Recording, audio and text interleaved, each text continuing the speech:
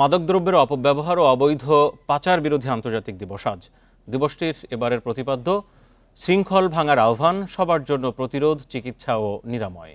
সকাল থেকেই নানা আয়োজনে দিবসটি উদযাপন করছে সরকারি বেসরকারি বিভিন্ন সংস্থা।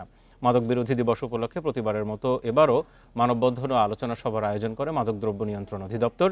তবে এইচএসসি পরীক্ষার্থীর কথা চিন্তা করে এবারের র্যালি করেনি মাদকদ্রব্য নিয়ন্ত্রণ অধিদপ্তর। সকালে সচিবালয় সংলগ্ন আব্দুল গনি রোডে সরকারি বেসরকারি বিভিন্ন সংস্থা মাদক সচেতনতায় মানববন্ধনে অংশগ্রহণকারীরা বলেন, শুধু একটি দিনের মধ্যে এই সচেতনতা কার্যক্রম না রেখে বছরব্যাপী এমন আরও উদ্যোগ নেওয়ার আহ্বান জানান।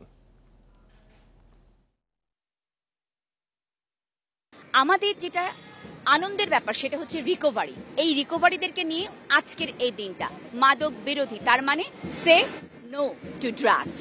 এই দিবসটা উদ্দেশ্য হলো যে সারা পৃথিবীতে মাদক যে একটি প্রবলেম, এই সমস্যাটা প্রত্যেকটি ঘরে ঘরে পৌঁছে দেওয়া, কিভাবে আমরা এটাকে প্রতিরোধ করতে পারি।